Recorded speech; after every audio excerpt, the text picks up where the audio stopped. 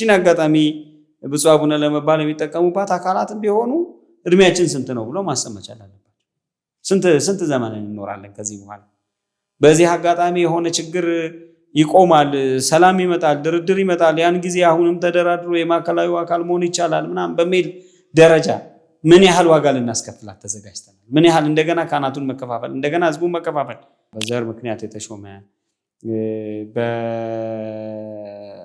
በእምቢተኝነት የመጣ አካል ነው እኛና መንፈስ ቅዱስ ወስነናል ብሎ ሊናገር አድምጡ የመንፈስ ቅዱስ ትእዛዝ ነው ሊል የመጣው በጣም ያስፈሩ ነገሮች እየመጡ ነው። ሰሎሜ የሚያቋቁሙት ምክንያት አላቸው። አሁንም ቢሆን በተደጋጋሚ ማለት የምፈልገው ምክንያት ዘርዝረው ነው፣ ተሰብስበው ተወያይተው ነው። እነሱ የራሳቸው እውነት አለን ነው የሚሉት። ከዛ እውነት ባሻገር ምእመኑ የማንን እውነት ይስማ? ጥያቄ የሚሰማን አጣን፣ የትናቅርብ ስለዚህ ሲኖዶስን መሰረታል የሚባል ሎጂክ የለም በቤተ ክርስቲያን ውስጥ። ወንጌል እንዲስፋፋ እኛ ጳጳሳት መሆን አለብን ይባላል ወይ? ነውር አይደል? እንደ ህዝብ ግን ሰለስቱ ምዕትንም ሆነ ከዚህ በፊት ያሉትን ስናይ ሰው መልካም እረኛ ዳግማውያን ሰለስቱ ምዕት ከሚለው ራሱ እንትን ብንነሳ የሚመጣው መከራ መቀበል፣ ከስራ መሳደድ፣ እውነት መናገር ምናምን አይደለም። ለነሱ አይፈልጉትም። ያን መፍትሄው ተሽሞ መምጣት ነው። ተሽሞ መምጣት፣ መደራደር፣ በዚህ አጋጣሚ ሹመት ላግኝ ማለት ነው። በተለያየ መንገድ እየተመሰረተ ያለ እዚህም እዚያም እየተመሰረተ ያለ ተቋም ሁሉ በቤተ ክርስቲያን የክፍፍል መንገድ ውስጥ እጁ አለበት። ካህን የለም፣ ጳጳስ የለም፣ አትሂዱ፣ አትቁረቡ፣ ክርስትና አትነሱ እያለ የሚያስተምር ከገዳም መልእክት መጣ እያለ የሚናገር ሁሉ አለበት። የመንበረ ሰላማ ከመፈጠሩ በፊት 4-5 ጊዜ ሽምግልና ተልኳል። ቅዱስ ፓትርያርኩን ያካተተ ቡድን ሳይቀር የአስራቱን እሳቤ እኔ እንደተረዳሁትና እነሱም እያነሱ ካሉት ሀሳብ ይመስለኛል ከማዕከላዊ ወደ ታች ከሚሄድ እዚሁ አካባቢ መቅረት ይችላል። ቢሮክራሲው እያዘገየብን ነው። እኛ ሰብስበን መልሰን ለማዕከላዊ ሰተን ከማዕከላዊ ከመቀበል አካባቢያችን ላይ ያለውን ራሳችን እንገነባለን የሚል የተጻፈ ያው ይሄንን ስንናገር ይሄኛውን ስለተቃወምክ ያኛውን ደገፍክ የሚል መሆን መቻል የለበትም።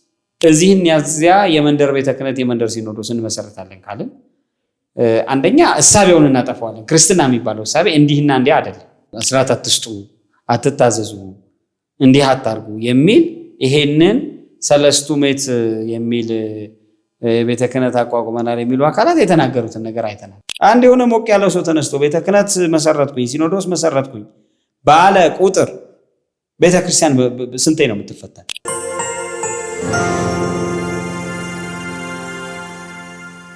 ደግ ሰንብታችኋል ውድ ቤተሰቦቻችን፣ በያላችሁበት ሰላማችሁ ይብዛ ለማለት እንወዳለን።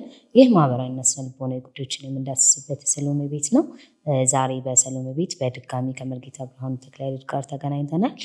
በዛሬው ቆይታችን እንግዲህ ማህበራዊ ሚዲያ ላይ እየተዘዋወረ ያለውን አዲስ መዋቅር የመፍጠር በሚለው ላይ በስፋት ለማውራት እዚህ ተገኝተናል ማለት ነው። እንድትከታተሉ እንጋብዛለሁ። እንኳን ደህና መጣክ። እንኳን ደህና ቆየሽኝ። ያው እንደተናገርኩትኝ ዛሬ በሰፊው የምናወራውና የብዙዎች ጥያቄ ወደ ሆነው ሰሞኑን ማህበራዊ ሚዲያ ላይ ወደሚዘዋወረው መዋቅርን ገንብተን መተናል፣ እንቅስቃሴ ጀምረናል በሚሉት ሰዎች ዙሪያ ነው። ብዙዎችም ይሄንን ጥያቄ ከወዲሁ እንዲመለስላቸው ይፈልጋሉ። በዚህ ላይ ይሄንን እንዴት ታየዋለህ? ከአመሰራረቱ ጀምሮ። አመሰግናለሁ ሰሎሜ፣ እግዚአብሔር ይስጥልኝ። ወደ ቀጥታ ወደ ሐሳቡ ከመግባታችን በፊት እንደተለመደው የዚህ ሚዲያ ተከታታዮች ቤተሰብ የሆናችሁ ጥሩ ነው፣ አስተያየታችሁን ስጡን። የምናስተካክለው ነገር ያለ እንደሆነ አስተያየት እንድትሰጡን፣ እንዲሁም ደግሞ እንዲሰራ የምትፈልጉት ሐሳብ ካለ በዚህ ላይ ብትሰሩ እንድትሉን፣ መረጃዎችም ደግሞ ካሉ መረጃዎች እንድታቀብሉን አደራ እያልኩኝ፣ ሰብስክራይብ ያላደረጋችሁ ሰብስክራይብ አድርጉ።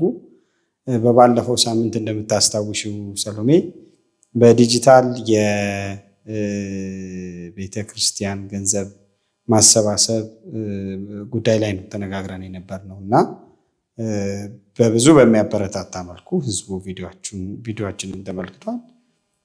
መልካም አስተያየቶችንም ሰጥቶናል። ፐርሰናላይዝ ያደረጉትም ደግሞ አሉ። ለከሌ ነው እኛ ለቤተ ክርስቲያን እንናገራለን። የኔ ነኝ ያለ ይውሰደው፣ እኔ ነኝ ያለ ሰው ራሱን መጥራት ይችላል። እሱ ጉዳይ በደንብ አሁንም ቢሆን በቪዲዮ ከመስራት ባለፈ ተጠናክሮ ሊሰራበት የሚገባ ጉዳይ እንደሆነ ዛሬም ልናስታውስ እንወዳለን። ዛሬም ሰልፍ የያዙ ዛሬም የተዘጋጁ ይሄን እናርግ ያን እናርግ የሚሉ የገቢ ማሰባሰቢያ ፕሮግራሞች አሉ። ፕሮግራም አዘጋጆቹም ፕሮግራም ሊዘጋጅላቸው የሚፈልጉትም ምዕመኑም መዋቅሩም ቆም ብሎ ቢያስብበት መልካም ነው በዚህ ጉዳይ ላይ ለማለት ነው። አሁን ወደ አነሳነው ነገር ስንገባ እንግዲህ በመግቢያሽ ላይ አንቺ እንደጠቀሽው ከሰሞኑ የኢትዮጵያ ኦርቶዶክስ ተዋሕዶ ቤተክርስቲያንን ጉዳይ በተመለከተ ዳግማውያን ሰለስቱ ምዕት የሚባል ሎጎ ያለው ከነ ሎጎ ነው የላኩትም በዚህ ጉዳይ ላይ እንዲሰራላቸው የጠየቁት። ልክ ነው። ሎጎ ያለው የሃይማኖት አንደኛው የሃይማኖት ተቋማት የጋራ ህብረት የሚመስል ሎጎ፣ ሌላኛው ደግሞ እንዲሁ የዳግማውያን ሰለስቱ ምዕት የሚል የኢትዮጵያ ኦርቶዶክስ ጠቅላይ ቤተ ክህነት የሚል አርማ ያለው አንዳንድ ሰዎች ቲተር ያደረጉበት ክብ ማተም ያለው መግለጫ የወጣበት አንዳንድ ቦታዎች ላይ ደግሞ እንዲሁ በቪዲዮ ተሰብስበው ሲናገሩ የሚታይበት አንድ ነገር ተመልክተናል። ጉዳዩ የቤተ ክርስቲያን ጉዳይ ስለሆነ ባጭሩ በጣም ከጉዳዩ ጅምር አንስተን መነጋገር ስላለብን ነው አድማጮች ተመልካቾቻችን ይሄን ጉዳይ ብትነጋገሩበት ብለው የላኩልን የሚመስለኝ። በዚህ ጉዳይ ላይ እኔም በግሌ ጉዳዩን ካየሁት በኋላ የማጣራት ስራ ሰርቻለሁ። ጥቂት መረጃዎችንም እንዲሁ አግኝቻለሁ። መረጃዎች እየዳበሩ የሚሄዱ ናቸው። በመጀመሪያ ደረጃ ክርስትና ማለት በክርስቶስ ማመን፣ በክርስቶስ አንድነት፣ በክርስቶስ አንድ መሆን ማለት ነው። በዚህ በክርስትና ውስጥ የአስተዳደር መዋቅር በዚህም በዚያም በኩል መክፈት፣ ከህብረቱ መነጠል፣ ከዚህኛው ህብረት ይልቅ ራሴ ደግሞ ሌላ ህብረት አቋቁማለሁ ማለት እንደ ጠባይ የተጠናወተን እየመጣ ያለ ይመስለኛል ከቅርብ ጊዜ ወዲህ እና ይሄ የኢትዮጵያ ኦርቶዶክስ ተዋሕዶ ቤተክርስቲያን አንድነቷን የሚከፋፍል ነገ ለልጆች የምናወርሳት አንድ የሆነች ወነአምን በአሐቲ ቅድስት ቤተክርስቲያን ብለን እንደምንጸልየው ሁሉ ሐዋርያት በሰሯት በሰበሰቧት በአንዲት ክብርት ቤተክርስቲያን እናምናለን ማለት እስኪያቅተን ድረስ የቷ ናት ያቺ አንዲት አሐቲ ያልናት? ከማጋ ነው አንድ የሆነችው? ከክርስቶስ ህብረት ጋር፣ ከምዕመናን ህብረት ጋር በክርስቶስ አንድ የሆነች ቤተክርስቲያን የሚለውን የሚያሳጣን ነገር ይመስለኛል እና ይሄ ጉዳይ ቤተክርስቲያን ላይ ተደጋገመ። ደግሞ ተልእኮ ያለው አካል የሚያደርገው ነው። በዚህም በዚያም በኩል ተልእኮ የተቀበለ አካል ቤተክርስቲያንን እጠቅማታለሁ የሚል፣ በሌላ በኩል ደግሞ ቤተክርስቲያንን የሚጎዳ ብዙ ነገሮች ናቸው እየሆኑ ያሉት እና በዚህ ጉዳይ ላይ አሁንም አዲስ ነገር እየመጣ ያለ ይመስለኛል። እንዴት ነው የምታየው ከተባለ እንደሚታወቀው ሲኖዶስ የሚባለው እሳቤ አብሮ መሆን፣ አንድ ሆኖ መሰብሰብ ማለት ነው። የሐዋርያት ሥራ 15 ላይ ያለው የሐዋርያት የኢየሩሳሌም ጉባኤ ነው የመጀመሪያው ሲኖዶስ የሚባለው። በአንድ ልብ ሆነው ያን ጊዜ በአምልኮ ስርዓት ውስጥ መለያየት ስለመጣ በአይሁድና አይሁድ ባልሆኑ ሕዝብ መካከል ለመዳን መገረዝ አለባችሁ የሚሉ ሰዎች አቋም ወስደው ይናገሩበት የነበረ ጉዳይ ስለነበረ ሐዋርያት ጉባኤ አድርገዋል። ጉባኤ ካደረጉ በኋላ የሁሉም ሀሳብ ተሰምቶ ከየሀገረ ስብከታቸው መጥተው ተነጋግረው በመጨረሻ እስመ ሀብረ መንፈስ ቅዱስ ምስሌነ ብለው እኛና መንፈስ ቅዱስ ወስነናል፣ ሸክም አናከብድባችሁም፣ ባዕድ ትምህርት አናስተምራችሁም፣ እነዚህን ግን አድርጉ ብለው ለሐዋርያት ሰጥተው ከመካከላቸው መርጠው ልከው ህዝቡን ያጽናኑበት፣ ሕግ ያወጡበት፣ ክርስትናን ያጸኑበት የመጀመሪያው ሲኖዶስ የሚባለው። ስለዚህ ወራሴ ሐዋርያት እየሆነ የሚሄድ ሲኖዶስ ይኖራል ማለት ነው እስከ መጨረሻው ድረስ። በየሰፈሩ ከመሰረት ነው በየመንደሩ ካቆም ነው ብዙ ጣጣ አለው። በየሰፈሩ የከሌ ቸርች የሚባለውን አይነት ልማድ ያመጣል። ይህንን የመሰረቱት ሐዋርያት በሰበሰቧት በአንዲት ቅድስት ቤተክርስቲያን እናምናለን የሚሉ ሰዎች ናቸው። ስለዚህ እነሱ እሳቢያቸው ምንድን ነው? አስተዳደራዊ በደል ደርሶብናል፣ ወንጌል ለመዳረስ አካባቢያችንን አልዳሰሰም፣ መዋቅሩ ላይ እኛ በኃላፊነት አልገባንም የሚል እሳቤን ይዘው ነው የመጡት። ስለዚህ ያው የመገፋታቸው ውጤት ነው ብለን ማሰብ እንችላለን ወይ እነሱ እንደሚሉት? ጥሩ። በአንድ ሀገር ውስጥ ተበድያለሁ የሚል አካል አንድ ሌላ አዲስ ሀገር አቋቁማለሁ እንደማይለው ሁሉ ልክ እንዳለው ነው ሁሉ እሱ እሳቤ። ይሄ ደግሞ ከሀገር ከፍ ያለ ነው፣ መንፈሳዊ ተቋም ነው፣ ትልቅ ከምድራውያን እና ሰማያውያን በጋራ ህብረት ያላቸው ትልቅ ተቋም ነው ክርስትናና መስራቹ ሰው አይደለም ክርስቶስ ነው። በህግና በስርዓት ውስጥ መጓዝ ይኖራል። ልክ ነሽ እንዳልሽው አስተዳደራዊ በደል ደረሰብን፣ ወንጌል አልተስፋፋም፣ አሁን ባለው ሁኔታ በደል ይደርስብናል የሚል ሀሳብ ያላቸው ሰዎች ሊኖሩ ይችላሉ። ግን ቤቱ የማን ነው? የቱን ቤት ነው ለቀው የሚሄዱት? የቱን ተቋም ነው ለቀው ሌላ አዲስ ተቋም ለመመስረት የሚሄዱት? እነሱ ደግሞ በምን ስሌት ነው የተሻለ ሆነው ሊገኙ ይችላሉ ተብለው የሚታመኑት እና ያንን የሚያደርጉት? አንድ እውነት እንነጋገር፣ እንደው ክሊር እናድርገው። ይህንን ነገር በደንብ ፈታተን መነጋገር አለብን።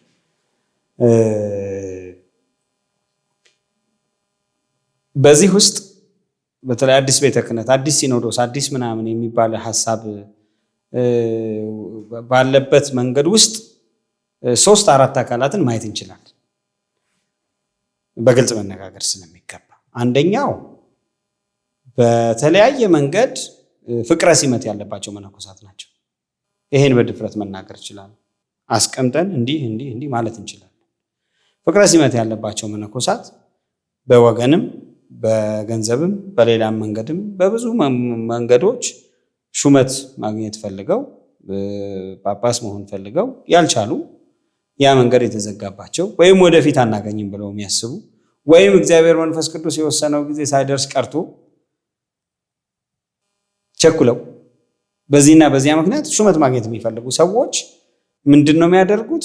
የህዝቡን ቅሬታ በአስተዳደር መዋቅር ውስጥ ያሉ ክፍተቶችን በማግነንና በማጦዝ ለሹመት በቃን የሚል አዲስ ነገር ያመጣሉ። ስለዚህ እነዚህ ፍቅረ ሲመት ያለባቸው መነኮሳት መፍትሄው መታገል፣ የሚመጣው መከራ መቀበል፣ ከስራ መሳደድ፣ እውነት መናገር ምናምን አይደለም። ለነሱ አይፈልጉትም። ያን መፍትሄው ተሹሞ መምጣት ነው። ተሹሞ መምጣት፣ መደራደር፣ በዚህ አጋጣሚ ሹመት ላግኝ ማለት ነው። ስለዚህ ቤተክርስቲያንን የሚከፋፍል ውሳኔ ውስጥ ይገባል። ቤተክርስቲያን በዘር በቋንቋ በምናምን ምክንያት የተሾመ ሰው ካላት ዘር የለኝም የሚለውን ሰው ማገልገል አይችልም። የነማ ቡድን ነው? የነከሌ ቡድን ነው። በነከሌ ቡድን ውስጥ የተሾመ ነው የሚሆነው ማለት ነው አባት። ስለዚህ በዚህ ሂደት ውስጥ ፍቅረ ሲመት ያለባቸው መነኮሳት አሉበት በእያንዳንዱ ሂደት ውስጥ በዚህ ጉዳይ ውስጥ። ሁለተኛው የፖለቲካ አስተሳሰብ ነው። ሀገር በአንድም በሌላም መልኩ በተለያየ መንገድ ብዙ ሁከት፣ ብዙ ችግሮች ይኖራል ሀገር ውስጥ ሲኖር። ቤተክርስቲያን ያ ማዕበል እንዳይጥላት ነው መታገል ያለበት አባት የሚባለው ማለት ነው። ያ ማዕበል እንዳይጥላት፣ ይሄኛውን ወይም ያኛውን ፖለቲካ እንዳትደግፍ፣ የዚህኛው ወይም የዛኛው እንዳትሆን፣ ይሄኛውን አስደስታ ያኛውን እንዳታስከፋ ነው መደረግ ያለበት በዚያ ሂደት ውስጥ እንጂ ከነፈሰው ንፋስ ጋር ከመጣው ችግር ጋር ከተመቸው ጋር ከደላው ጋር ካልደላው ጋር ካለቀሰ ጋር ተኩኖ በፖለቲካ የመሬት ካርታ እየተሰራ በፖለቲካ ካርታ የቤተ ክርስቲያንን የወደፊት ፍኖተ ካርታ ማዘጋጀት አይቻልም። ለዚያ ነው ላለፉት ዓመታት ቤተክርስቲያንን የሚጠሉ ሰዎች አጽራረ ቤተክርስቲያን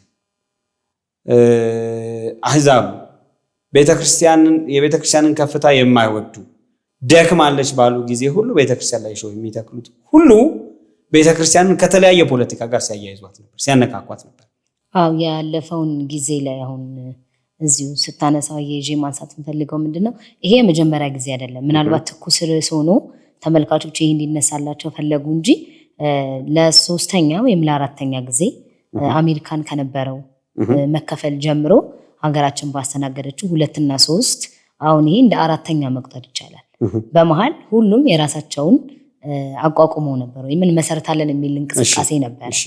እነዛ እንዴት አላስተማሩም? እነዛ ላይ የማያዳግም መፍትሄ ሳይሰጥ ቀርቶ ነው ወይንስ ምንድነው? ስለዚህ እነዛ ጋም ትክክል ስለሆነ ይሆን እነዚህ የተነሱት ዛጋ ጥንካሬ ነገር ለማስተማር አልበቁም። የነዛ ጥንካሬ አይተውስ ቢሆን ማለት ዛጋ ጥሩ ነገር ልክ ነው። እሱን ነው የምምለው። የመጀመሪያው ነገር የሀገር ውስጥና የውጭ ሲኖዶስ የሚባል ነበር አይደለም? እሱ ነው የመጀመሪያው ሊባል የሚችለው በእኛ ሀገር። የሀገር ውስጥና የውጭ ሲኖዶስ በነበረ ጊዜ የሆነው ምንድነው? ሀገር ቤትም ያለው ውጭ ሀገርም ያለው ታረቁ። በዚህ አጋጣሚ ሀገር ቤትም የተሾመው ውጭ ሀገርም ያለው ምን ሆነ? የሲኖዶስ አባል ሆነ። ስለዚህ ምንድን ነበር ሂደቱ? በእነማን በኩል ነበር ስህተት የተፈጠረው? የእነማን ችግር ነበረ? እነማን ቀኖና ይሰጣቸው? የትኛው ያልተስተካከለ ሹመት ነበረ? የትኛው ደግሞ ትክክለኛው ህጋዊ የሾመው ሹመት ነበረ? እነማን ምን ያርጉ የሚለውን ጉዳይ በተመለከተ አልተሰራም። በቃ ታርቀናል በሚል የእርቅ ጉዞ ነው የተቋጨው። ያ በመቋጨቱ ብዙ ሰው ደስ አለው። ቤተክርስቲያን አንድ ሆነች። በአንድም በሌላም መልኩ የተጣላ ታረቀና ጉዞ ቀጠለ አይደለም? ከዚያ በኋላ የወሊሶ የተፈጠረው ነገር ነው የሆነው። ብዙ ዋጋ አስከፈለ። በይቅርታ ተዘጋ፣ ተቋጨ። በይቅርታ ተዘጋ፣ ተቋጨ። እነዚያ ተሹመው የነበሩ ሰዎች በሙሉ ልክ አይደለንም ብለው ተመለሱ። አንመለስም ያሉ እንዳሉ ታሳቢ ይደረግ። ከቤተክርስቲያን የተገነጠሉ ማለት ቤተክርስቲያን በዚያ መልኩ ተቋጨ። ያስከፈለው ዋጋ ደግሞ ቀላል አልነበረም። በዚህም በዚያም በኩል ቀላል አልነበረም። ቤተክርስቲያንን ጎድቷታል። የትግራይም ብንመለከት አሁንም መንበረ ሰላማ የሚባል መዋቅር ፈጥሮ ከቤተክርስቲያን ተለይቶ የራሱ ሲኖዶስ የአዲስ አበባው ሲኖዶስ ስብሰባ ሲያደርግ እዚያም ያለው እያደረገ እዚያም ያለው እየሾመ ክህነት እየሰጠ ነው ያለው። ሌላኛው የሃይማኖት ቢሆንም የሃይማኖት ልዩነት አለን የሚሉ ቢሆኑም ቆጋ ላይ የነበረው ሹመት የቅባት እምነት ሹመት ነው። ያም ቀላል አይደለም። አሁንም በተለያዩ ቦታዎች ላይ መዋቅርን ጭምር ተገን በማድረግ አብያተ ክርስቲያናትን ይወራል፣ ትምህርቱን ያስተምራል፣ ክህነት ይሰጣል፣ የመሳሰሉት ነገሮች። በእነዚህ ሁሉ ሂደት ውስጥ ሐዋርያዊ ቅብብሎሹ እየተቆረጠ ነው ያለው። በሕግ ያልተሾመ በስርዓት ያልተሾመ አካል የራሴን ነገር አቋቁም ያለው እያለ እየወጣ ክህነት በሰጠ ቁጥር እነዚያ የሚሾሙ ካህናት ደግሞ ነገ አገልጋዮች ይሆናሉ። እንደገና እነሱን ጳጳስ እየሆኑ ካህናትን ይሾማሉ አይደል? ስለዚህ እንትኑ እየተቆረጠ ነው ማለት ነው ስርወ ሐዋርያቱ። ግን የኢትዮጵያ ኦርቶዶክስ ተዋሕዶ ቤተክርስቲያን እነዚህን ሰዎች ቀርባ ከማነጋገርና መፍትሄ ከማምጣት ይልቅ ውግዘት የሚለው እንደ ማስፈራሪያ እየተጠቀመችብን ነው የሚል ሀሳብ ነው የሚያነሱት። እና እውነት ከውይይቱና ከውግዘት ውስጥ የሚቀድመው የቱ ነው? ቦታና ጊዜ ተሰጥቷቸዋል? ለዚያ የበቃ አይደለም። አሁን ቅድም አንድ ሀሳብ አንስተን ስላልቋጨ ነው። ይህንን ከመመለሴ በፊት ያንን ጉዳይ ላንሳ። በዚህ ውስጥ ያሉበትን ሰዎች እናንሳ። አንደኛ ፍቅረ ሲመት ያላቸው መነኮሳት አለ። ሁለተኛ የፖለቲካ ሀሳብ ያላቸው አካላት በየትኛውም ሂደት ውስጥ ያሉ ይሰመርበት፣ በየትኛውም ሂደት ውስጥ ያሉ የቤተ ክርስቲያንን አንድነት ሉዓላዊነት ሊጋፉ አይገባቸው። እኔ ለየትኛውም አካል ለየትኛውም የፖለቲካ አካል አቋሚ አንድ ነው። ቤተ ክርስቲያኔ ከፖለቲካ ነፃ፣ እኔ የግሌ የፖለቲካ አስተሳሰብ ይኖረኛል። ምደግፈው ማልደግፈው ሊኖር ይችላል። ሌላውም አካል በቤተ ክርስቲያን ውስጥ ያለ ምዕመን ካህን በሀገር እንደሚኖር ሰው እንደ አንድ የሀገር ሰው የራሱ የሆነ የፖለቲካ ሀሳብ ሊኖረው ይችላል። ይሄ ይሻላል ያኛው አይሻልም ሊል ይችላል። መብቱ ነው። ገብቶ ሊታገል ይችላል። በዚህም በዚያም በኩል ልክ ነው ባለው መልኩ።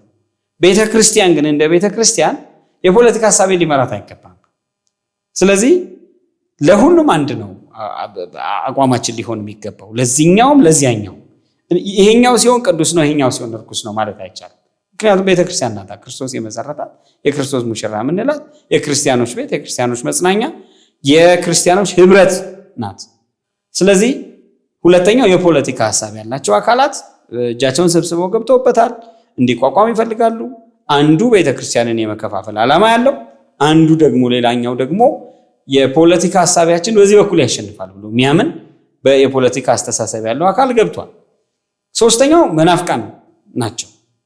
በተለያየ መንገድ እየተመሰረተ ያለ እዚህም እዚያም እየተመሰረተ ያለ ተቋም ሁሉ በቤተ ክርስቲያን የክፍፍል መንገድ ውስጥ እጁ አለበት። እዚህ ጋር ዓለም ብርሃን የሚባል እዚህ ጋር ምናምን የሚባል እዚህ ጋር ምናምን የሚባል ይመሰረታል አይደል? ካህን የለም፣ ጳጳስ የለም፣ አትሂዱ፣ አትቁረቡ፣ ክርስትና አትነሱ እያለ የሚያስተምር ከገዳም መልእክት መጣ እያለ የሚናገር ሁሉ አለበት። በዚህ ጉዞ ውስጥ እነዚህ ሁሉ አካላት ጭምር አሉበት በአንድም በሌላም መልኩ። ስለዚህ ያው ከና አጃቢ ቤተ ክርስቲያንን የመከፋፈል ስራ ነው። አራተኛው የዋሃን ያላወቁ ያልተረዱ ሰዎች አሉበት። የዋሃን ሰዎች አሉበት። በትክክል ለቤተ ክርስቲያን ይበራላታል። ይሄ ነው መንገዱ፣ የተሻለ የሚሆነው ይሄ ነው፣ መዋቅሩን ማስተካከል አልቻልንም፣ መታገል አልቻልንም የሚሉ የዋሃን የተታለሉ ሰዎች እንዲህ እኮ ስለሆነ ነው የተባሉ ሰዎች አሉበት። ስለዚህ ይሄንን በመልክ መለየት ያስፈልጋል። አቋማችን አንድ ሆኖ ማለት ነው። ቤተክርስቲያን አንዲት ናት፣ አትከፈልም፣ የዚህ ወይም የዚያኛው አትባልም። በሌሎች የጠላ ነው፣ በሌሎች አይተን ሌሎች ወደኛ ሊመጡ ራስ አላት። የኢትዮጵያ ኦርቶዶክስ ተዋሕዶ ቤተክርስቲያን ራስ ስላላት በራስ የሚወጣ ሕግ እየተቀበለች ስለምትኖር ነው መከፋፈል ያልቻለችው መጥፋት ያልቻለችው ብለው እየቀኑ ያሉ እነሱ የሚያመልኩባቸው ተቋማት እዚህኛው ጋር እከሌ የሚባል እዚያኛው ጋር እከሌ የሚባል ጎረምሳ ዘይት ሻጭ እየከፈተው ያለው እንትን እየፈተናቸው ያሉ ሌሎች እንደሚሉት ወደዛ ቤተክርስቲያን እንድትደረደር የሚፈልጉ አካላት አሉ። የኛ አቋም ምንድነው መሆን ያለበት ከተባለ የቤተክርስቲያን አንድነት መሆን መቻል አለበት ብዬ አምናለሁ። ከዚያ በዘለለ ግን አሁን ወደ አነሳሽው ጥያቄ ስንመጣ ቤተክርስቲያን ያላት መሳሪያ እኮ ውግዘት ነው። የመጀመሪያ ግን አይደለም፣ የመጀመሪያ እርምጃ አይደለም ውግዘቱ። ግን ሐሳብ ያነሱ አይከለክልም። ከዚያ በፊት ጉዳዩን መረዳት፣ በጉዳዩ ላይ ጥናት መስራት፣ ቀርቦ መነጋገር አለባት ቤተክርስቲያን አይደለም? ሆኗል። ይሄ ከዚህ በፊት በነበሩት ሂደቶች በድንገት ሰደንሊ የተደረገው ጉዳይ ካልሆነ በስተቀር ለምሳሌ የመንበረ ሰላማ ከመፈጠሩ በፊት 4-5 ጊዜ ሽምግልና ተልቋል። ቅዱስ ፓትርያርኩን ያካተተ ቡድን ሳይቀር የምሁራን አባቶች ያሉበት፣ ሌሎች ትልልቅ ሰዎች አስታራቂ ሽማግሌዎች ያሉበት ሽምግልና ተልቋል። እንነጋገር፣ ቤተክርስቲያን የጋራ ቤት ናት የሚል። ስለዚህ ቤተክርስቲያን ያንን ነው የምታደርገው። ውግዘት ራሱ የሚባለው ነገር ሲደረግ መጀመሪያ የሚሆነው ምንድነው? ይጠራሉ እነዛ አካላት፣ ኑና ጉዳያችሁን አስረዱ፣ ዓላማችሁን፣ እውነታችሁን አስረዱ ይባላል። አንመጣም ሲሉ ያንን ሲክዱ ነው ይሄ የሚሆነው። አንድ ነገር ማስመር አለብን ሰሎሜ። ይሄንን ስንናገር ይሄኛውን ስለተቃወምክ ያኛውን ደገፍክ የሚል መሆን መቻል የለበትም። ቤተክርስቲያን ማስተካከል ያለባት የመዋቅር አሰራር አለ። በጣም ብዙ ሰዎች ሊያኮርፉበት የሚችሉት ሊያዝኑበት የሚችሉት አለ። ራሱ ባለፈው እኮ ጊዜ በነበረን ውይይት ስናነሳው የነበረው ለረጅም ጊዜ በሲኖዶስ ጉባኤያት ሁሉ በአስተዳደር ጉባኤ ቃለ ጉባኤዎች ላይ ሁሉ የምናገኘው ሙስና የሚባለው ሊቃውንቱ የሚገፉበት ምናምን እስከ ዛሬ እኮ ታግሎ መጨረስ አቅቶን ገና እኮ ነው። በጣም ብዙ ሰው የሚያስመርር ሊቃውንቱን ባለቤት ሳይሆን የውጭ ሰው የሚያደርግ ቅጥረኛ የሚያደርግ የሆነ አካል ናት ቤተክርስቲያን ብሎ እንዲያስብ የሚያደርግ አለ እኮ። በጣም ብዙ ቤተክርስቲያን ላይ ያሉ ችግሮች አሉ። ወደፊትም እነዚያን ቤታችን ነው በጋራ ማስተካከል አለብን። የምንከፍለውን ዋጋ ከፍለን መባል አለበት እንጂ እዚህን ያዚያ የመንደር ቤተ ክህነት የመንደር ሲኖዶስ እንመሰረታለን ካልን አንደኛ እሳቤውን እናጠፋዋለን። ክርስትና የሚባለው እሳቤ እንዲህና እንዲህ አይደለም።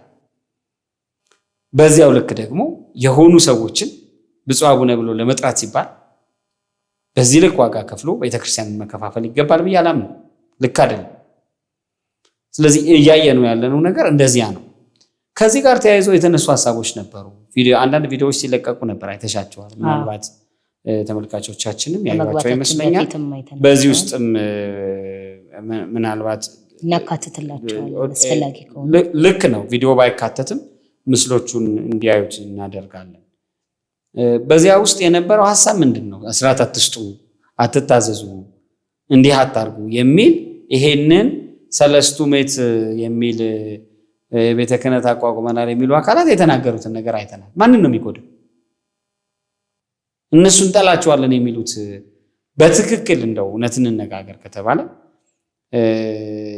የሲኖዶስ አባላትን ነው የምንቃወመው ካሉ አስራት ባለመስጠት ነው ወይ የሲኖዶስ አባላትን የሚጎዳው? የአስራቱን ምሳቤ እኔ እንደተረዳሁትና እነሱም እያነሱ ካሉት ሐሳብ ይመስለኛል ከማዕከላዊ ወደ ታች ከሚሄድ እዚሁ አካባቢ መቅረት ይችላል። ቢሮክራሲው እያዘገየብን ነው። እኛ ሰብስበን መልሰን ለማዕከላዊ ሰተን ከማዕከላዊ ከመቀበል አካባቢያችን ላይ ያለውን ራሳችን እንገነባለን የሚል የተጻፈ ያው ችግሩ ምንድን ነው?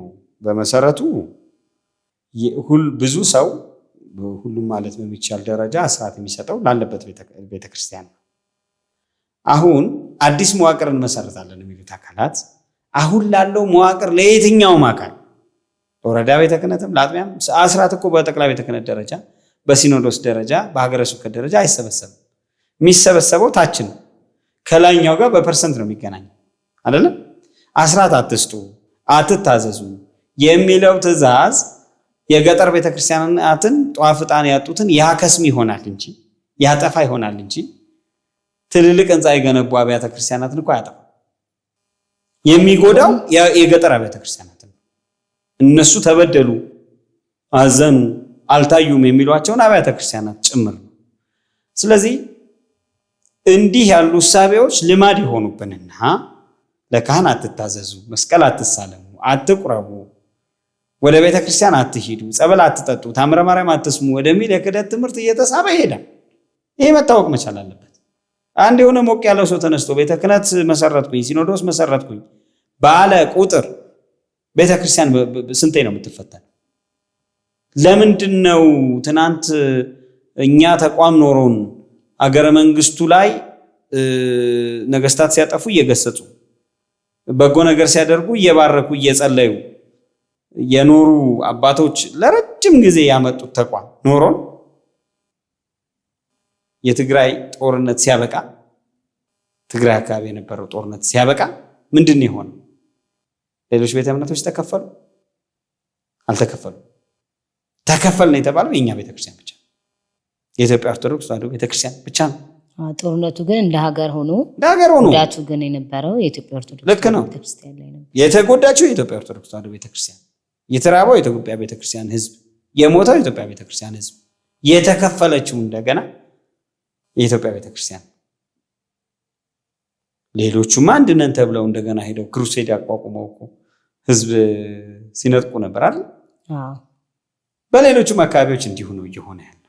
ዛሬ ሀገሪቷ ላይ በሚደረጉ የተለያዩ ጦርነቶች ውስጥ የኢትዮጵያ ቤተክርስቲያን አለችበት ለማስባል የማይፈነቀል ጉድጓድ የለም።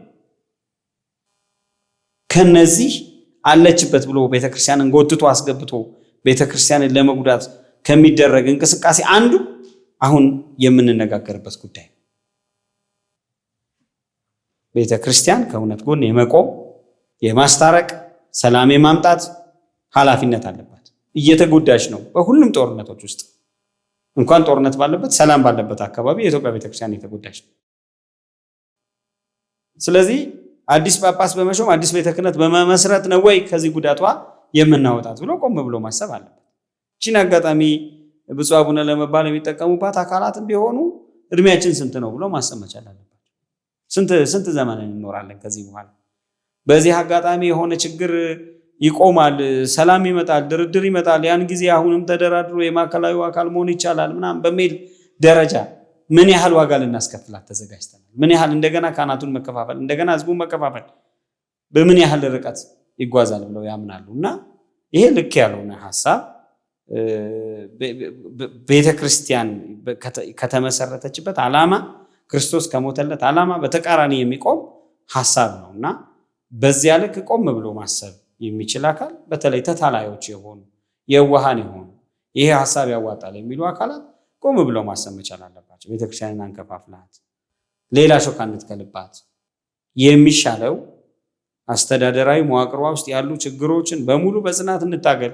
በዚህ ውስጥ መከራ ይኖራል፣ በዚህ ውስጥ መገፋት ይኖራል፣ በዚህ ውስጥ መታሰር ይኖራል፣ በዚህ ውስጥ ብዙ ነገሮች ይኖራል። አይደለም ቅድም የዛሬ በፊት መጀመሪያ በሰራ ነው ፕሮግራም ላይ አንስተነዋል። ብዙ ጠላቶች ውስጥ ነው ያሉት። ከውጭው ይልቅ ጠላቱ ውስጥ ነው የሚበዛው። ብዙ አሳልፎ መሰጣጠቶች ያሉት ቤት ውስጥ ነው። ስለዚህ ቤቱን መታገል፣ በዚያ ልክ መታገል ይሻላል እንጂ አዲስ መዋቅር እናምጣ፣ አዲስ ነገር እናርግ የሚሉ አካላት በሙሉ አንድም ይሄንን ነገር እናቁምና እንዲህ አድርጉልን ለማለት የተዘጋጁ፣ አንድም ደግሞ በዚች አጋጣሚ እኛ ብፁዕ አቡነ እንባላለን፣ ነገ ሰላም ይመጣል ያለቀው አልቆ ያን ጊዜ ደግሞ ተደራድረን ሰላም ፈጥረን እንደገና እንገባለን እንታረቃለን የሚሉ እዚህ አካባቢ ስንቃወመው የኖርነውን ነገር እንደገና እነሱ ሊያመጡልን የሚፈልጉ አካላት ናቸው። የፖለቲከኞቹ ከጀርባ ግፊትም ጭምር ታሳቢ ተደርጎ ማለት ነው። እና በዚህ መልኩ የተጓዝነው ጉዞ ክርስትና ነው ብለን የምንጠራው ወይስ ምንድን ነው? የኮንስፓይረሲ ፖለቲክስ እየተከተልን እያንዳንዷን እያጠላለፍን በምንሄድበት እና ደግሞ ቅድም እንዳልኩት ነው ሐዋርያት እኛና መንፈስ ቅዱስ ወስነናል እያሉ የወሰኑበት ጉዳይ ነው። በዚህ መንገድ የመጣ በዘር ምክንያት የተሾመ በእንቢተኝነት የመጣ አካል ነው እኛና መንፈስ ቅዱስ ወስነናል ብሎ ሊናገር አድምጡ የመንፈስ ቅዱስ ትእዛዝ ነው ሊል የመጣው በጣም ያስፈሩ ነገሮች እየመጡ ነው። ሰሎሜ በማህበራዊ ሚዲያውን እያየ ነው።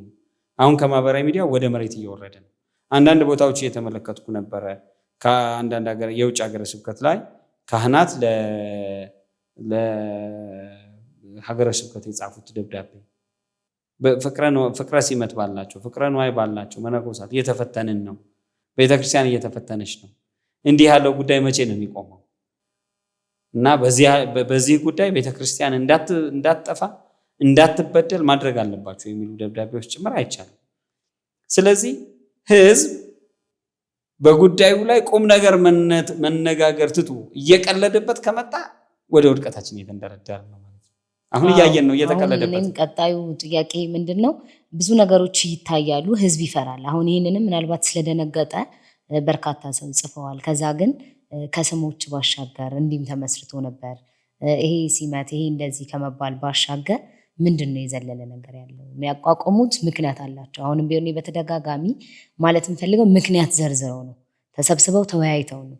እነሱ የራሳቸው እውነት አለን ነው የሚሉት። ከዛ እውነት ባሻገር ምዕመኑ የማንን እውነት ይስማ? ምክንያቱ ውሃ ያነሳም ነው። ምዕመኑማ የእግዚአብሔርን ድምፅ ይስማ፣ የሐዋርያትን መንገድ ይከተል።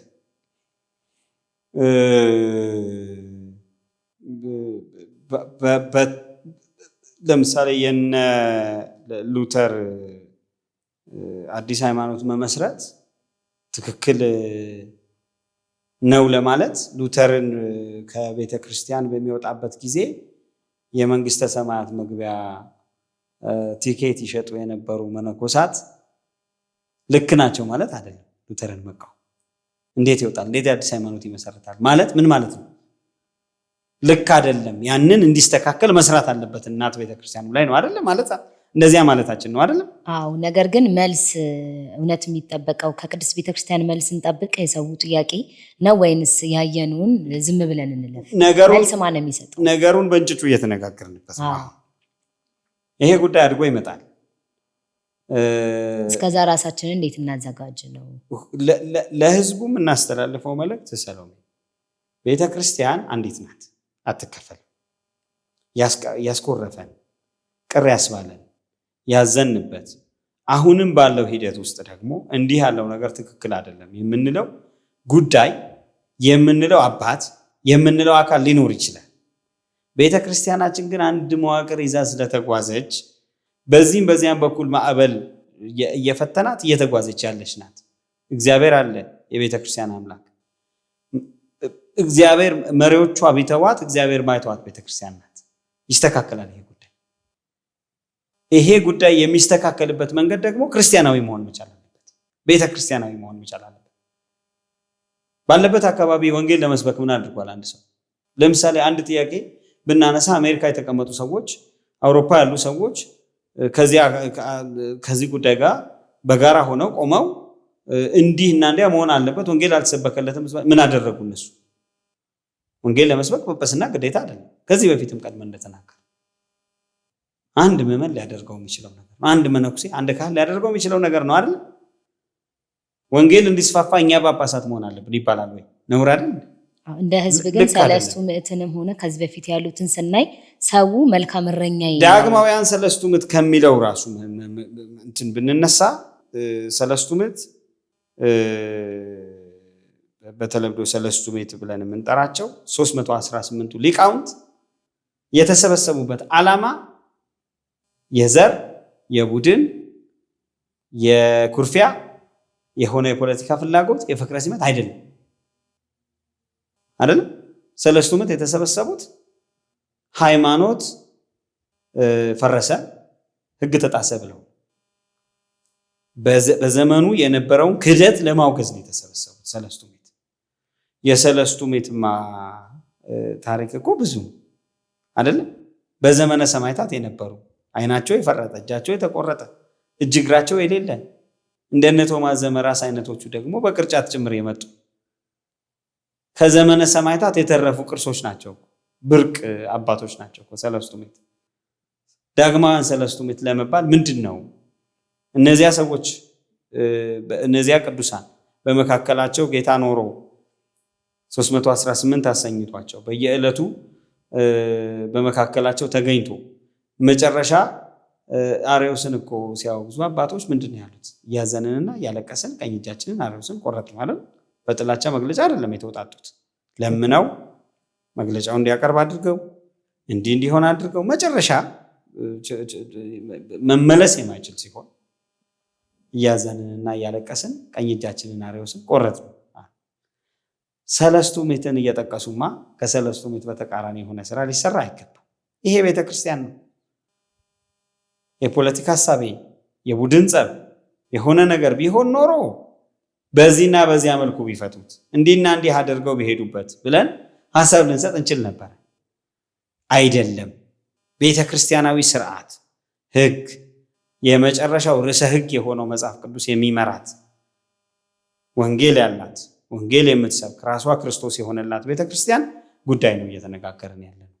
በአንድም በሌላም መልኩ በደል አለ፣ ችግር አለ፣ ሰቆቃ አለ፣ ሐዘን አለ፣ ለቅሶ አለ የሚለው አካል ያንን ለማስቆም በሚችልበት መልኩ መታገል መብቱ። ጥያቄውን የት ያቀርብ? ካልተመለሰለት ቢሮክራሲ ከበዛበት አይ ጥያቄውን የት ያቀርብ? በመሰረቱ ጥያቄው ቀርቧል ወይ የሚለው ጉዳይ አጠያቂ ነው የሚሆነው። ከዚያ በዘለለ ግን የመጀመሪያው በቤተ ክርስቲያን እንትን ውስጥ በቤተ ክርስቲያን ህብረት ውስጥ ጥያቄ ስላልተመለሰልኝ እኔም የራሴን ቤተ ክርስቲያን እመሰርታለሁ አይደለም። መከራ መቀበል በቃ ካልተመለሰ መከራ መቀበል፣ ጥያቄውን እያቀረበ መከራ መቀበል። ይደግመዋል። ሊሆን የሚችለው እንደዛ ነው አይደል? እግዚአብሔር ቀን እንዲያመጣ በጽናት ከእውነት ጎን ቆሞ መታገል ነው። በዚያ ልክ በጽናት በእውነት ጎን ቆሞ የተደረገ ትግል እየተደረገ ነበር ወይ ቤተ ክርስቲያን ውስጥ? የኛ ዘር ሲሆን የማንታገለው፣ የኛ ቡድን ሲሆን የማናወግዘው እንደዚህ አይነት ነገሮች አልነበሩም ወይ? ቤተ ክርስቲያን ስል ትልቋን ክርስቶስ የመሰረታትን ተቋም እየተናገርኩ እንዳልሆነ ይታወቃል። ቤተ ክህነቱን መዋቅሩን ምናምኑን ማለት ነው። ይሄ ስብስብ ውስጥ ሲደረግ የነበረው ነገር ያኮረፉ ጊዜ ቤተ ክርስቲያንን መዋቅሩንና ሌላውን ነገር ብዙ ክፍተቶችን ማሳየት፣ የተመቻቸው ጊዜ ደግሞ ማመስገን አይደለም። እንደዚያ አይነት አድርባይነት የነበረበት።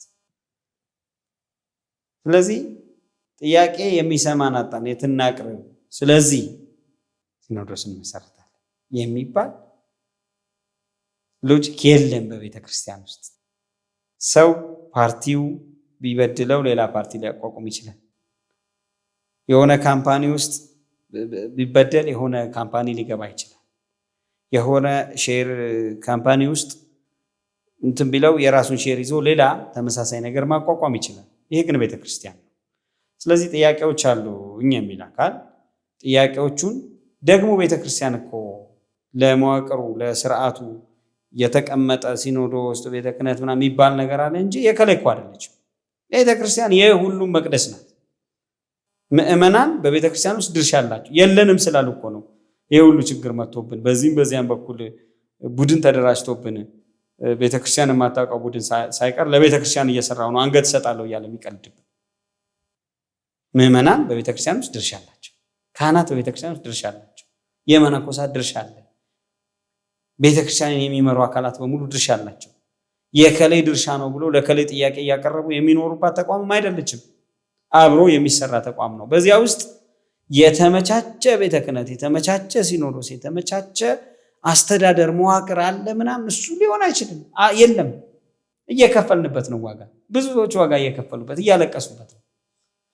ያ እንዲመጣ ግን የሚከፈለውን ዋጋ መክፈል ያስፈልጋል እንጂ በዚህና በዚያ በኩል እኔ የራሴን ቤተክርስቲያን መሰረታለሁ፣ እኔ የራሴን ሲኖዶስ መሰረታለሁ የሚል ተቋም መመስረት የከሌ ቸርች የከሌ ቸርች የሚል በየሰፈሩ የመመስረት አይነት ልማድ ማምጣት ነው። ይሄን ልማድ አናቆመው። አንድ ጊዜ ከተጀመረ እነ ከሌ እንዲህ ባሉ ጊዜ ምን አላችሁ እየተባለ የሚሄድ ነው የሚሆነው። ከዚህ በፊት በነበረንም ልምድ ያየነው እሱ ነው። ይሄ ሲሆንስ ይሄ ሲደረግስ እየተባለ የመፎካከሪያ ጉዳይ ነው የሚሆነውና ይሄ ዳግማ ሰለስቱ ምዕት ቤተ ክህነት ጽሕፈት ቤት የሚለውን ነገር ሳየው መጀመሪያ ፌዝ ቀልድ ነው የመሰለኝ። በኋላ በቪዲዮ ደግሞ አንዳንድ ሰዎች ሲናገሩ ተመለከትኩ።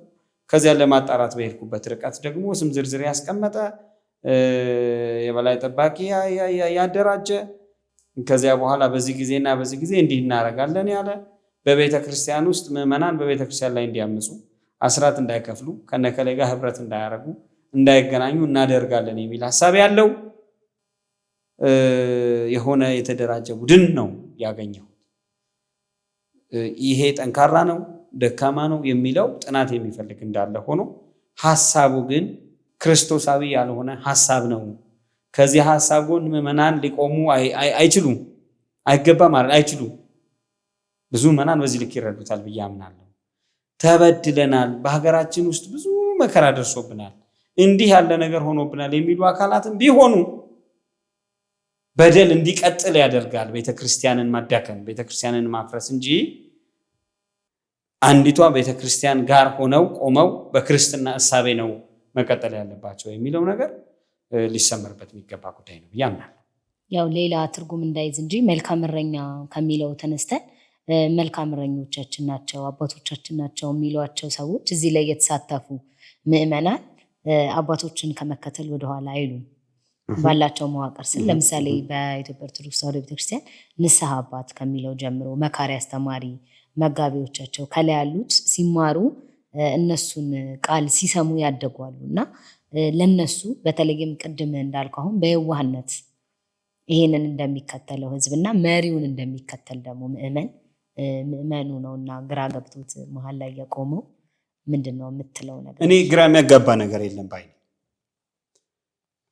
ሁከት ከተነሳ ችግር ከተነሳ የሚያጽናናው ቃል የሚያቆመው ቃል የቅዱስ ገብርኤል ቃል ንቁም በበህላዊ በየወገናችን እንቁም። ወገናችን ክርስቶስ ነው። ክርስቶስ የመሰረታት ቤተክርስቲያን ናት። እኔ ቤተክርስቲያንን ሊከፋፍል የሚመጣ አካል የትኛውም አካል ይሁን የዚህኛው ወይ የዛኛው ወገን ሳልል ብችል እቃወማለሁ፣ ባልችል አልከተለው። ሰዎች እንዳይከተሉት አደርጋለሁ ብችል፣ ባልችል ግን ራሴ አልከተለው። በዚህ አጋጣሚ ትናንትና ከትናንት ወዲያ ማድረግ ያልቻሉትን ነገር በህዝብ ሰቆቃ በህዝብ ቁስል ምክንያት ሊያደርጉ የሚሞክሩ አካላት የያዙት ቤተክርስቲያንን ማዳን ክርስትናን ለትውልድ ማስቀጠል ሳይሆን ንግድን። ይሄንን ንግድ ማንም ሰው ሊቀበል አይገባውም ሐሳቡና በየወገናችን እንቁም። ግራ መጋባት የሚባል ነገር አያስፈልግም። አንዲት ቤተክርስቲያን አለች። በዚያች አንዲት ቤተክርስቲያን ውስጥ የሚደረገው ስርዓተ አምልኮ ሁሉ የጋራ ነው። ዲያቆኑ ተንሥኡ እያለ ህዝቡ እግዚኦ ተሳለነ እያለ፣ ቄሱ ሰላም ለኩልክሙ እያለ ህዝቡ ተሰጥኦን እየመለሰ ዲያቆኑና ቄሱ ብቻ ሳይሆኑ ህዝቡን በስጋው ደግሞ እየተሳተፈ እያንዳንዱ አገልግሎት የስብከተ ወንጌል አገልግሎቱ እየቀጠለ ቤተክርስቲያን እንድትሄድ እንፈልጋለን። አሁን ብዙ ችግሮች አሉ፣ ያልፋል። በአንድም በሌላ መልኩ ያልፋል። ቤተክርስቲያን ላይ ግን ጠባሳ አስቀምጠው መሄድ የለባቸው። ቅድም እንደ ምሳሌ እኮ አነሳሁት። አስከፊ ጦርነት ነበር የተካሄደው ትግራይ ክልል አይደል? አለፈ፣ በእርቅ ተጠናቀቀ። በእርቅ ሲጠናቀቅ ቤተክርስቲያንን ግን ክፍሏት አለፈ። ሰፊ ነው። እዚህ ላይ ብንናገር ብዙ ነገሮች መናገር ይቻላል። ያ ቁስል ሌሎች ቤተ እምነቶች ላይ የለም፣ አልመጣም። እየሄዱ ነው፣ እያጽናኑ ነው። ሰሜንን ለኢየሱስ የሚል ክሩሴድ እኮ ተመስርቶ እንቅስቃሴ ነበር አይደል? እዛ አካባቢ ትክክል። ከዚያ በኋላ ብዙ ነገሮች ነበሩ፣ ሌሎቹን መጥቀስ ይቻላል። ቤተ ክርስቲያንን ግን ከፍሏት ቆም ብለን ማሰብ አቅቶን፣ መነጋገር አቅቶን፣ እንደዚህ ነው የምናደርገው ማለት አቅቶን፣ የከሌ ድርሻ ሳንል ሁላችንም የምንወስደው ድርሻ በዚያ ጊዜ መነጋገር፣ አንድ መሆን፣ አንድ ሆኖ መቆየት አቅቶን ቤተክርስቲያንን አቁስሏታል። ይሄ በሌላው አካባቢ ሊደገም አይገባም። ይሄ ሌላው አካባቢ ላይ እንዲደገም መደረግ የለበትም። ለፍቅረ ሲመት ሲባል፣ ለፖለቲካ ፍላጎት ሲባል ቤተክርስቲያንን ለመከፋፈል የሚፈልጉ በየሰፈሩ የተመሰረቱ ሃይማኖቶች፣ እሳቤዎች፣ የባህል እምነቶች ለሚያመጡት ነገር ሲባል ቤተክርስቲያንን መከፋፈል አይገባም። እዚህ ላይ ቆም ብለው እንዲያስቡ ነው ትኩረት መደረግ ያለበት እንጂ ምንም ግራ የሚያጋባ ነገር የለውም። ምንድን ነው ግራ የሚያጋባው? ተመልካቾቻችን ባነሱት ጥያቄ መሰረት የቻልነውን ለመመለስ ሞክረናል። አሁንም አንተ እያልክ ያለው ምንም ግራ የሚያጋባ ነገር የለም፣ ግራ አትጋቡ ነው። ስለዚህ አማኙ ግራ እየተጋባ ካልሆነ ይህንን ላቋቋሙት ወንድሞቻችንም ሆነ አባቶቻችን የምታስተላልፈው፣ የምትለው፣ የምትነግረው መልእክት አለ ወይ? በእሱ እንቋጭ። አመሰግናለሁ። ጉዳዩ ቅድም ያልኩት ነው። የውጭ ሰዎች አይደለንም፣ የቤተክርስቲያን ልጆች ነን። ቤተክርስቲያናችን ምን ያስፈልጋታል፣ በምን መለወጥ አለባት፣ ምን ማስተካከል አለባት የሚለው ብዙዎቻችን የምንፈተንበት፣ ብዙዎቻችን መከራ የምንቀበልበት፣ ብዙ አባቶች እያለቀሱበት እያዘኑበት ያለ ጉዳይ ነው። ይሄንን እግዚአብሔራዊ በሆነ መንገድ፣ ክርስቶሳዊ በሆነ መንገድ፣ ፍጹም ክርስቲያናዊ በሆነ መንገድ በጥብዓት ቆሞ በጽናት ቆሞ መመከት ያስፈልጋል። ወገኖቼ በዚህና በዚያ በኩል ታረዱብኝ፣ በእምነታቸው ምክንያት ተገደሉብኝ የሚል አካል እንደገና ለስልጣን ሽኩቻ እንደገና እኔ እዚህ ጋር ከሌ ሾምኩኝ፣ እዚህ ጋር መሾም አትችሉም፣ ይሄኛው የከሌ ቦታ ነው፣ የከሌ ሀገረ ስብከት ነው፣ አየለም ሾመናል ወደሚሉ ዝግብ መግባቱ በጣም ያሳፍራል። እንደ አንድ ክርስቲያን ያሳፍራል። እዚያ የሲኖዶስ ሹመት፣ የቤተ ክህነት መቋቋም ምናምን የሚባለው ነገር ሳይሆን ክርስትና እያስገደለን፣ ክርስትና ማተብ ማድረግ፣ መቀደስ፣ ህዝቡን ማጽናናት፣ ስጋው ደግሞ ማቀበል መቀበል እያስገደለን እያቃጠለ ነው። በዚያ ልክ በጽናት የቆመ ክርስትና እየተፈተነ ባለበት ጊዜ እንዲህ ያሉ ጉዳዮችን አንስቶ ቤተክርስቲያንን ለዳግም ክፍፍል የሚያመጣ ነገር ማድረግ በጣም አሳፋሪ ነገር ነው። ስለዚህ ፍቅረ ሲመት ያለባቸው አካላት ይደርሳል። ፈቃድ እግዚአብሔር ነው፣ መቼም ምንም ማድረግ አይቻልም። አንዳንድ ጊዜ እነከሌን አይተው እኛ ከነከሌ በምን እናንሳለን ብለው፣ አንዳንድ ጊዜ ያችን ሹመቷን እየናፈቁ መጀመሪያም ጉዞን የጀመሩት መድረሻ የዚህ ጋር ነው ብለው የሚያስቡ ሰዎች፣ በሌላ መልኩ ደግሞ ጫፍ ደርሰው ሳይሳካላቸው የቀሩ እንዲና እንዲህ አይነት ሰዎች ዛሬም ቆም ብለው ቢያስቡ ፈቃድ እግዚአብሔር ነገ ምንድን ነው የሚለውን የሚወስነው ፈቃድ እግዚአብሔር ነው። እድሜያችንስ ስንት ነው? ምን ያህል ዘመንስ ልንኖር ነው? በዚህ ልክ ቤተክርስቲያንን መፈተን የሚያስገባው ብለው ቆም ብለው ማሰብ አለባቸው። የሌሎችን ቤተክርስቲያንን የማጥፋት ዓላማ ያላቸው አካላትን ሚና እየፈጸሙ እንደሆነ መረዳት መቻል አለባቸው። በየዋህነት ያሉ አባቶች በየውህና ነው እዚህ ውስጥ ያላችሁት። ግድ የለም። ቤተክርስቲያን የሚያስፈልጋት አዲስ ጳጳስ አይደለም። ቤተክርስቲያን የሚያስፈልጋት አዲስ ቤተ ክህነት አይደለም። ቤተክርስቲያን የሚያስፈልጋት በአንድ ልብ ሆኖ መነጋገር፣ መጸለይ፣ መታገል፣ አማናዊ የሆነው ስርዓት እንዲፈጸም በፍጹም ጥባት መቆም ነው የሚያስፈልጋት ቤተክርስቲያን። የሚለያየን በጣም ብዙ አጀንዳ አለ። ሌላ አዲስ ተጨማሪ የሚለያይ አጀንዳ ቤተክርስቲያን ላይ ለመጨመር መታሰብ መቻል የለበትም እና በይውህና ነው ያላችሁት። እንዲህ ያለውን ሀሳብ መታገልና ማስቆም አለባችሁ ብዬ አምናለሁ። መቼም ለመናፍቃኑ ቤተክርስቲያንን ሊከፋፍሏት ለፈለጉት አካላት እንዲህ ብታረጉ እንላቸዋለን ማለት አንችልም። ምክንያቱም በዓላማ ነው ያሉት፣ በንቃት ነው እየሰሩት ያሉት። በዓላማና በንቃት ለሚሰራው ሰው ምንም ነገር ሊደረግ አይችልም። ነገር ግን ለነሱ ቢሆን መልእክት አለን። ቤተክርስቲያንን አታሸንፏት። ቤተክርስቲያን በየትኛውም ፈተና ውስጥ ልታልፍ ትችል ይሆናል እንጂ ፈተናው አይጥላትም። ፈተናው መከራ ያመጣል። ምዕመናን ይፈተናሉ። ብዙ መከራ ሊታለፍ ይችላል እንጂ መከራ ቤተክርስቲያንን ሰብሯት አጥፍቷት፣ ፈተና ቤተክርስቲያንን እንዳትነሳ አድርጓት አያውቅም። ትፈተናለች። ስደት ይኖራል። በክርስቲያኖች ዘንድ ታላቅ ስደት ሆነ ይላል አይደል? እስጢፋኖስ ከተገደለ በኋላ ወረድ ብሎ ሌላኛው ምዕራፍ ቢያነቡት ግን የክርስቲያኖች ቁጥር ግን ዕለት ዕለት ይጨምር ነበር ይላል። ወረድ ብሎ ቢያነቡት ግን አሰሯቸው፣ ገረፏቸው፣ በክርስቶስ ስም እንዳያስተምሩ አስጠንቅቀው ለቀቋቸው፣ እነሱ ደግሞ ደስ እያላቸው ወጡ የሚለውን ያገኛል።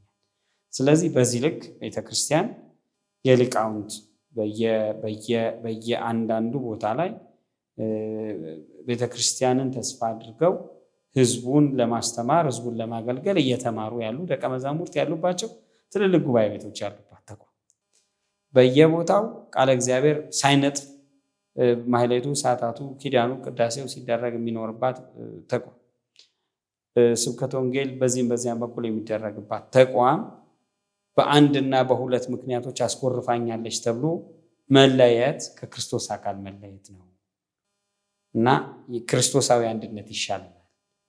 ክርስቶሳዊ ህብረት ይሻለናል። ይሄኛው ጉዳይ ማዕበሉ ሲያልፍ የምናዝንበት በስጋም በነፍስም የማንጠቀምበት ጉዳይ እንደሆነ ልብ ብለው ሊያስቡት ይገባል። በጽናት መቆም፣ መጸለይ፣ ፈቃደ እግዚአብሔርን መጠበቅ፣ ለቤተ ክርስቲያን የማይበጀውን ነገር ሁሉ እውነትን እውነት ብቻ ብሎ መናገርና ለቤተ ክርስቲያን አይበጅም ብሎ መቃወም ያስፈልጋል።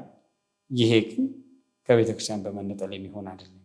ከቤተ ክርስቲያን የተነጠለ አካል፣ ከግንዱ የተቆረጠ አካል ይደርቃል፣ አይለመልምም። ግንዱ ላይ ነው አይደለ መለምለምም ማፍራትም የሚቻለውና ከግንዱ የተቆረጠ አካል ይደርቃል። ይሄንን ማወቅ መቻል አለብን።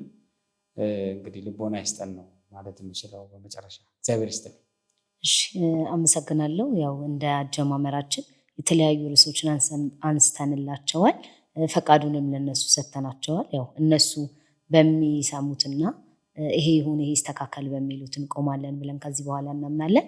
በተለይ ሰው ጠይቀኝ ስትለው የዕለት የዕለቱን ይዞ ወቅታዊ ነገሩን መጠየቅ ልማዱ ስላደረገ ካሉት ጥያቄዎች መርጠን ለዛሬ በዚህ ርዕስ ተወያይተናል ማለት ነው። እኔም በድጋሚ አመሰግናለሁ። ውድ ተመልካቾቻችን የዛሬው ውይይታችን ይህንን ይመስል ነበረ። አሁንም ቤቱን የሰሎሜ ቤትን ለእናንተ ሰጥተናል። በየትኛውም ጉዳይ ላይ ይሄ ይነሳልን የምትሉትን ሰምተን በቂ መረጃ ይዘን ወደ እናንተ እንመጣለን ማለት ነው። ስለተከታተላችሁን ቤተሰቦቻችን ስለሆናችሁ ወዳችሁን ይህ ይሻሻል ይህንን ደግሞ ጨምሩበት ስለምትሉን እናመሰግናለን። ሳምንት በሌላ እንግዳ እንገናኛለን። ቻለን ሰንብት።